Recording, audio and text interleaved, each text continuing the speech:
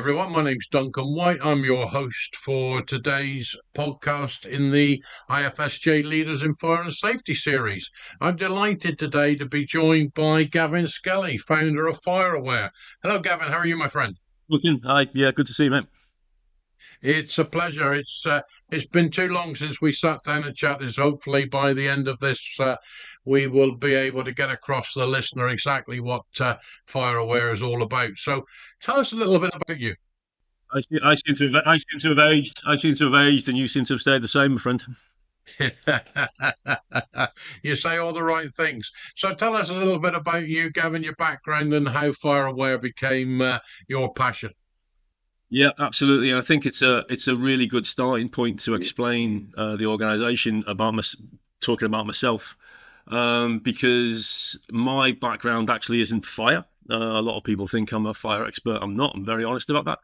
My background's contracting. My background is nearly 4 decades in the contracting industry. And in that time, working on both sides of the supply line, so working for clients and working for developers, but also working for contractors and subcontractors and consultants in some cases, and just a really good widespread view of how the industry works. And in 2018, after the stage 1 Grenfell Tower inquiry and Dame Judith Hackett spoke about the cultural change that is required in the construction industry specifically, she was talking about. My thoughts in response to that were that the cultural change that I think we need to try and look at is in the identity of companies that I'd work with. I've worked with companies on both sides of the supply chain, as I said, who looked exactly the same on paper in respect to the way that they delivered services, but acted in a different way. And the way that they acted was almost invisible. They looked exactly the same on paper, but they had a different corporate approach. And what I mean by that is, give you an example of subcontractor, for example. They would tender would come through the door, and in one case, a business would look at it and were resolute that they would not get involved in pricing that tender because they knew it was either underfunded, underspecified, underdesigned. There was something within it that ultimately could create a risk for the people who are receiving end of those services. And they would literally walk away from it. They would literally bid it. Doesn't matter. We're not going to make any money. We're going to walk away from it. The other companies who look exactly the same on paper, as I said, would race to the bottom in a heartbeat. They would take that tender. They would look to offset their risk to the client. They would manipulate the rules and regulations, and they would do their best to make as much money out of that particular parcel of work. And I thought, what's the difference? What is the difference in the corporate approach of those two businesses? And then I realized that I'd seen that principle in many different companies across that spectrum, across that supply line. You've got clients who would be resolute in their understanding of their protection of their end users, and you've got clients who would race to the bottom in a heartbeat. Same with developers, same with main contractors, same with subcontractors. And I just thought, look, what is that? What is that thing? Is that the culture that we're looking at? That culture of corporate ethics where you just won't get involved in something that is potentially going to cause a problem. Judith Hackett was talking specifically about construction. I then thought, well, hang on a second. It's not just about construction. It's about the entire supply chain that coalesce to create the environments that we trust to be safe. Because a developer at the front end of the process who's looking to create a development can make choices at that stage which could direct the entire process, because financially it might not be affordable for whatever reason. Maybe the land sale was too expensive, so he's pushing down the build costs to make his appraisal values work. That decision ultimately means the guys in the middle section, the constructors, they've got no chance because decisions have already been made which force their hand into potentially racing to the bottom because they have to make it work financially. But then you take it out the back end to the landlords and to the Airbnb guys who are renting out flats, who aren't giving information to their residents or not giving information to people that come to stay in their lets. FM companies who don't understand fire strategies and they're just drilling holes through compartment walls because they don't understand the risk that they are creating to the building they're doing. All these things ultimately become the same thing at one point. They all coalesce into a duty of care for the people that are on the receiving end of our services. So while all these companies do it differently, they still have a common bond. So that was my first thought. How do we unify all those companies in the supply chain in that one commonality? How do we give them an identity? It's not just about the specialists in the middle; it's the entire chain. And that effectively is the start point that I thought about FireAware, the moral identity of fire safety. That was literally one of the first strap lines that I came up with, and it's still. So yeah, my background in construction actually let me, I think, see what the problem was as far as I was concerned. And FireAware was created in response to Dame Judith Hackett's request to influence cultural change. She said, "Don't wait to be told, don't wait for legislation. Do something now." And that's what I did back in 2018. Born FireAware. It's fascinating, and when you describe it and lay it out as you did about how the all the different parts link in with that common thread, it just goes to show the those levels of connection, and that we're not so far apart, even though it would appear that at times we're working in different industries. Exactly that. Yeah. A great background. So, what is FireAware? It's a scheme. The FireAware came to me because of my experiences in the construction industry. I thought at the time, this is now probably about 2019, what has happened in my career that has changed something wholesale in the construction industry? And having undertaken a few schemes by the considerate contractors, created in the late 90s to try and deal with the image of construction. And I've done a few of their schemes over the years. And that scheme looks at tasking its scheme holders with a set of non-legal obligations. But those obligations are directed towards improving the image of construction. In lots of cases, they're not even about construction, mental health, antisocial behavior, stuff that isn't the core building of a building.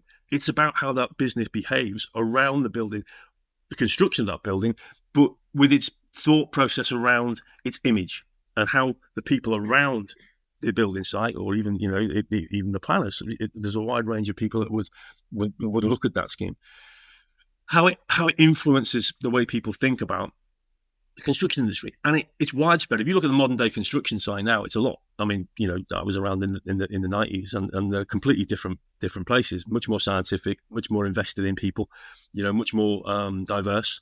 No antisocial behavior as much as you can. People can argue that, oh yeah, but this, that, and the other.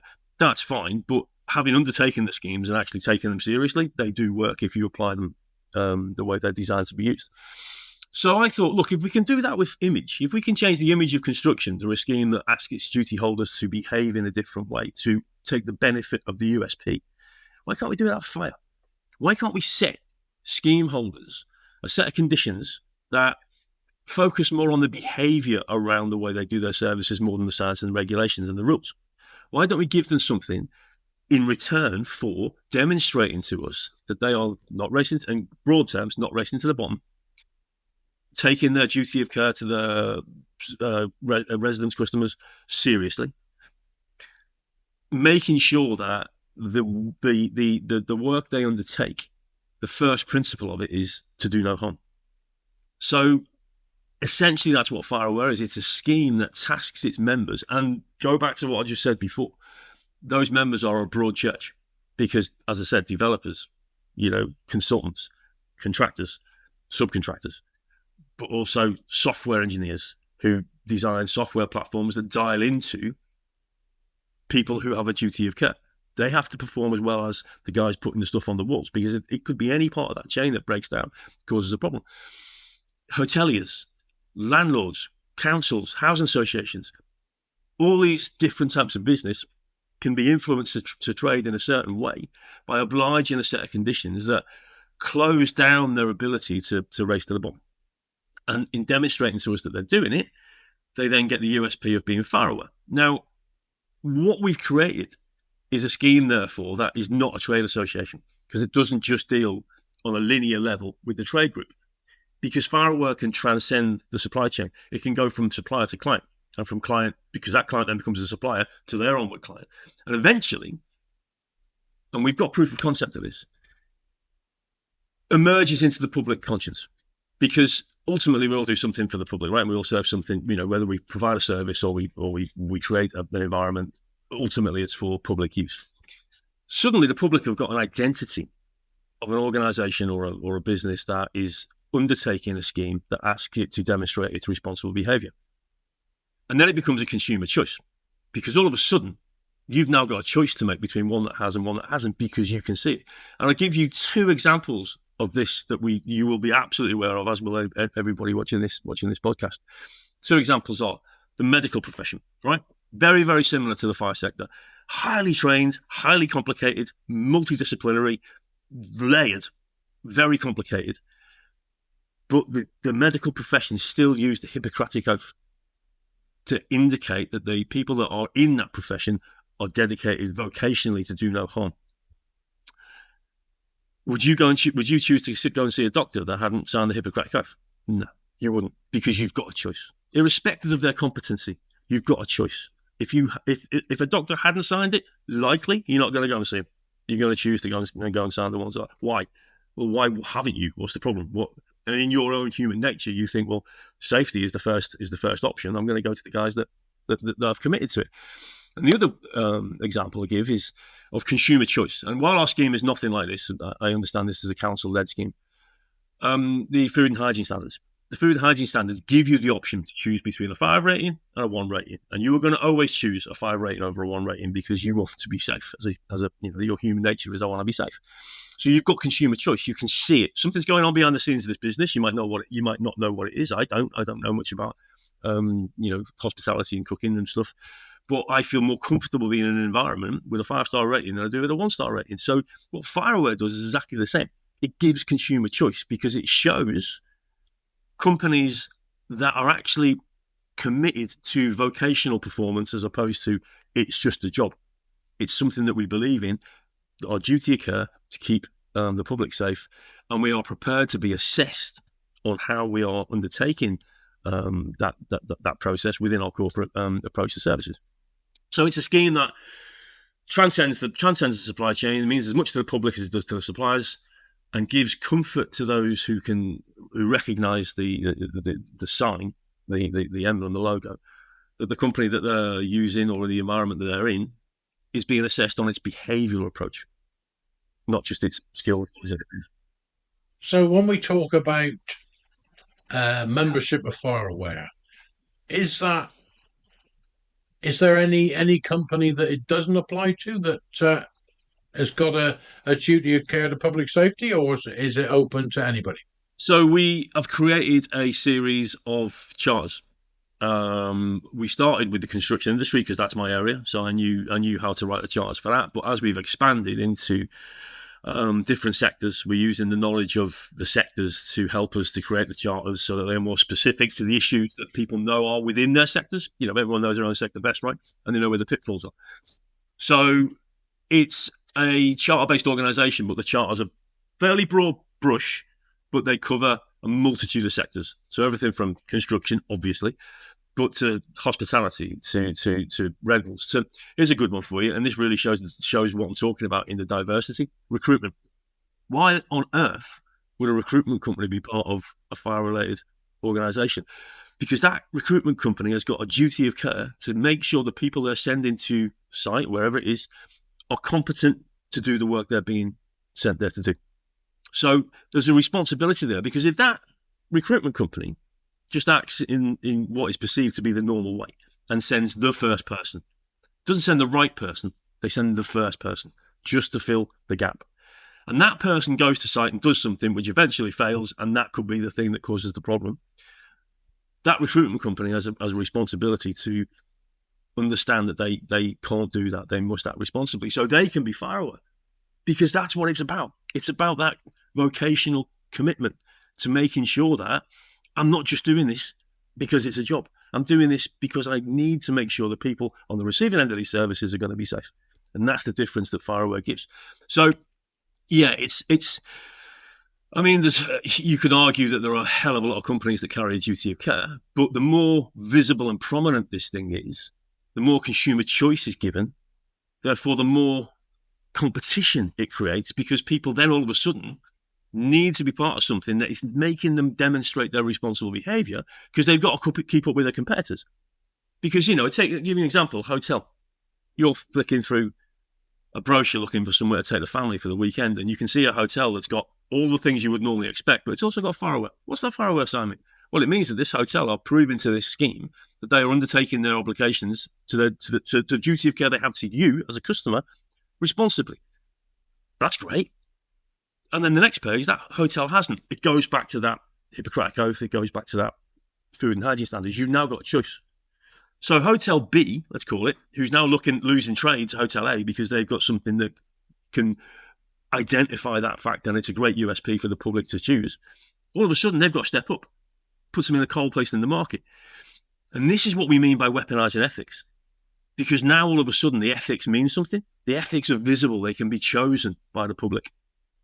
And therefore, it is a weapon against those that haven't got it. And it makes those who haven't got it either step up or fall away in the marketplace.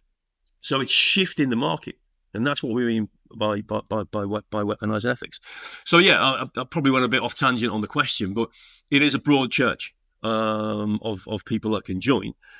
But the duty of care is in every single one of them. And, there's no point just focusing on one part of that supply chain, because, the most competent supply chain in the world is rendered totally useless if a client doesn't choose to use them. But if the client's acting responsibly and choosing, companies that can demonstrate the full suite of SCARE, skills, experience, knowledge, and behaviors, then that client can become far away because they're doing the right thing and they need to be identified for it and use that USP for their own benefit. So yeah, sorry, I probably went a bit of a tangent there. You cleared up another question I was going to ask anyway. So it's exactly, it's perfect. But what I also like about it, and it's where we've all got our favorite suppliers we've built up relations with. But I suppose when it comes to the weaponizing ethics, and also the sharing of understanding, the consumer suddenly sees the competitor of their favorite supplier showing FireAware, and the favored supplier is not, then straight away questions are going to be asked: is why are you not FireAware? I've been coming to you. I would have already expected you to be FireAware. I'm only taking notice of it now because I see that your competitor has. So that itself will generate awareness. It's a really good point, because the amount of people when amount of lay people when I'm chatting about what we're doing, they go, "What? Don't we already do this? Isn't this already something that don't people who create the environments that I inhabit, don't they already have that? What?" And it's like a shock. It's almost a shock. And then they say, "Well, of course we would always pick that. Why would you not?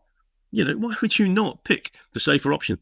It's almost human nature. Very much so, and we see very visibly and very tragically across the news. Thankfully, not daily, but at least weekly, of issues. If it's not direct fire, it's carbon monoxide. All things that are having a impact on lives and the wider circles that we should be demanding the best and the safest. And I suppose the Trans Montana fire New Year was a great example of why it's not just about specialists. It's I doubt there was a specialist in that room when that fire happened, and there didn't have to be. But what there had to be in that room was a understanding of the duty of care, and aligning companies with that and sending that message down to their staff, might make a difference, because all of a sudden the staff are thinking, what they were probably thinking. Well, they weren't thinking about fire. They weren't thinking about fire safety. They weren't thinking about anything. They were thinking about having a good time, or what, the process, that whatever that was.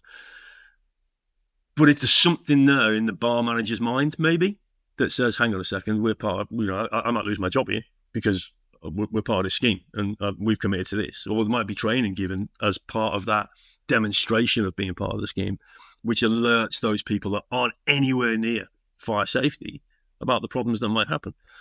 I'm not using that as a direct example against what happened at Trans Montana, but it is a great example of why it's not just about specialists. That we need something that encompasses everybody who's responsible for public safety. But as a customer, as a client, you have a choice, and it's very interesting when you talk to people in respect of where they're buying a ticket or where they're buying a service. There is that expectation that they are going to be safe. They are going to be treated in a safe manner. That when you walk across the threshold of an entertainment venue, that entertainment venue is safe and the people within it are competent in their management actions to ensure that you walk out hopefully through the same door in the same condition that you walked in, or in a condition that you're happy to get into from some of the late night entertainment venues. But it's that whole public expectation. So it's interesting that where you say that when you speak to people and they think, "Oh, well, we're not already doing that," so that they in their own mind think this is something that needs to be there, and why are we not showing it already? So I think that leads me on to how's it going? How's FireAware progressing? Well, I don't know how long ago it was that we last spoke. It was probably a fair few years. So we've been around. Well, we launched in 2021, and I'd be honest with you, I had no idea how it was going to go, because this is a brand new thing. No one's ever tried to do this before. When Dame Judith spoke in 2018, she wasn't speaking specifically to a part of the sector. She wasn't speaking to the tier ones. She wasn't speaking to the government. She was speaking to all of us, and she was saying, "Look, do something now, change." And it was actually, I'll just give you a little backstory. I don't want to take up too much time, but it was actually my frustration at witnessing in my local town. Me and my wife walked to pick our kids up. We did then to pick our kids up from school, and there was a series of low-rise flats that had been built in a new development, and it's been started before Grenfell. So they've been started late 2016, maybe early 2017, but completed in 2018 and occupied, and community, families, everywhere, kids, bikes, the lot.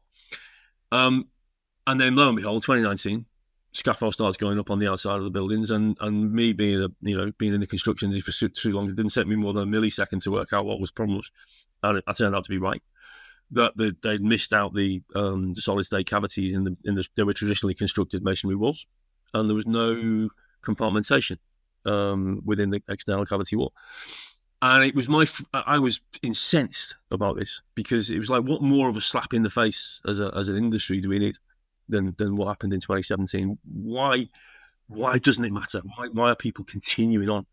And it was that drove me to go, right, I'm going to do something about it. I don't care that it's just me. I don't care that I'm just some guy. I'm not a council. I'm not a massive contractor. But I've got an idea, and I want to try and do it. And I said to my wife, Lou, I said, look, I'm going to put life on hold, because this is one of those things that I could fall asleep tonight and it'll be 10 years later when I wake up. And it would have been, wouldn't that be a great thing to have done? It's too important, Duncan, for that. It was too important. So that was 2019 that I said, right, I'm going to start. It took me a couple of years to get it together, to get the idea into something of a vehicle. And I kid you not, right up to that point, I had no idea how successful it had been.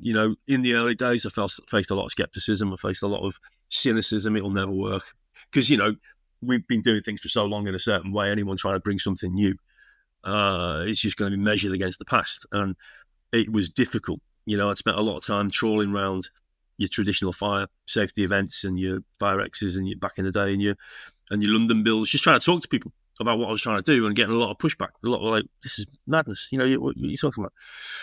But I kept going. Didn't give up the faith. I've got as much passion for it today as I had in 2019, because the support, and this to get to your question eventually, the support shown now from industry, from government, from other institutions and organisations is phenomenal.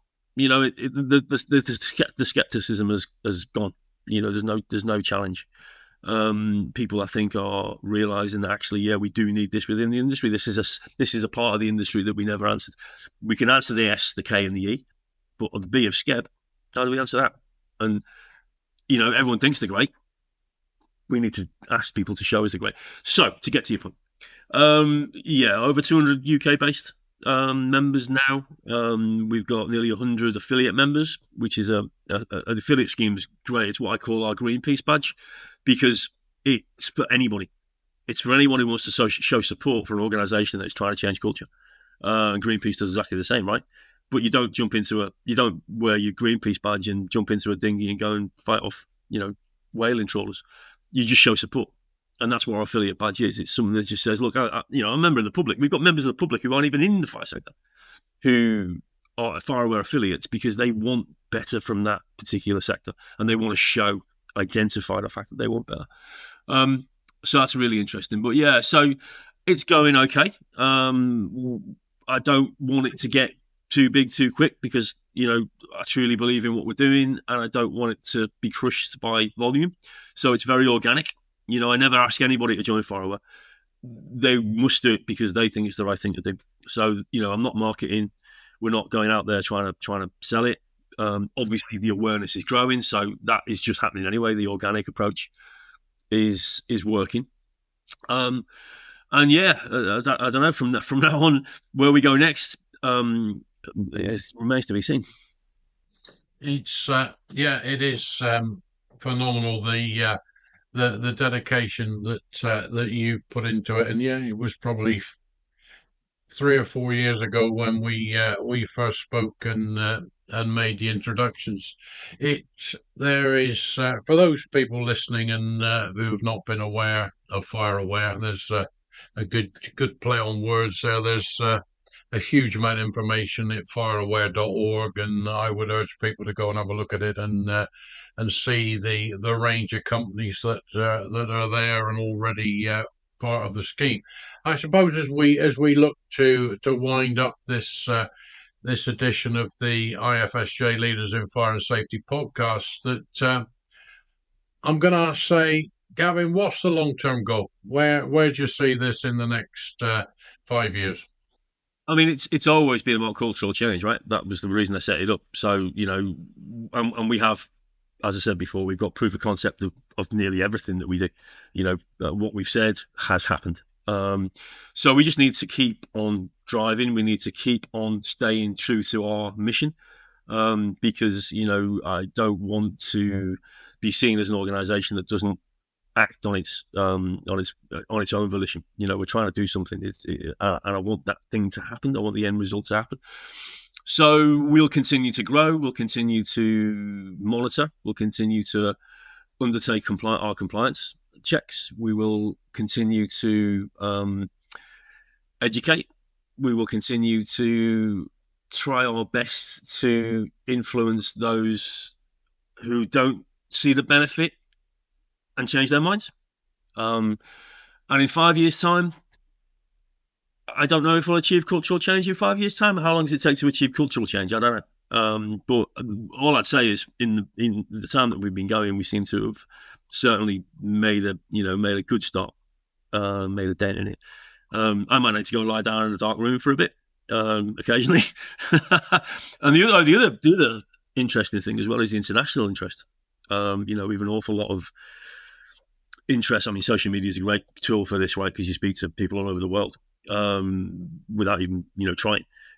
So a lot of interest from the States, from Northern Europe, from the Middle East, from Australasia actually, because New Zealand as well. So that's really interesting, because the message we're getting is that it's not. I mean, and this wouldn't be unimaginable anyway. It's not just a UK problem, right? Every country seems to be having this kind of lack of understanding about the duty of care, the vocational approach to that fire safety is a vocation. It's not just a job, that kind of thing. So, maybe a global recognition, maybe a global indicator, which would be, for the public would be amazing, because you can see it anywhere you go, right? You can see it in the hotels abroad, you can see it wherever you stay abroad, wherever it manifests itself. So yeah, I mean, that might happen. I would love to think that it would, but we'll see. The sky's the limit, as they say. But what I think is interesting, you talk about cultural change.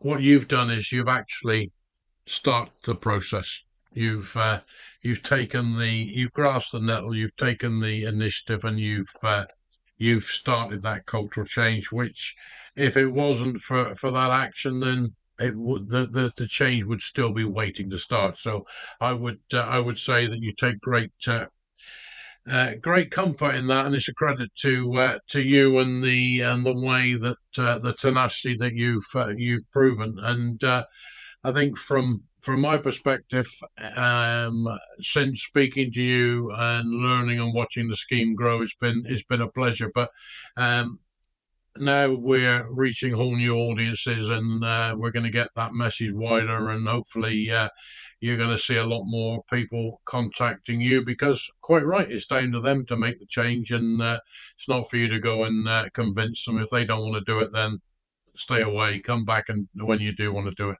So All we've done, Dunk, is create a vehicle. We've created a vehicle for the integrity that people already have.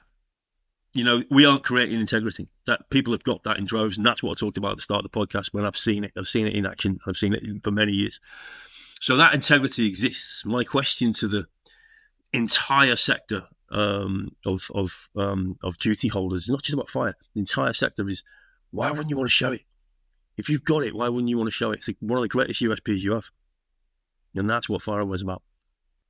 exactly, and as I draw this to a close, I think that what is also really strong is that as clients, we've got the right to make a choice. And if you're dedicated and you want to see fire safety at the fore, then I think you need to think long and hard about where and why you're not putting FireAware at the forefront of your unique selling point. So, Gavin, it's been a pleasure, my friend, as always. I appreciate your time, and it's great to have the opportunity. And I wish you well as we go forward. And we won't leave it as long before we sit down and chat.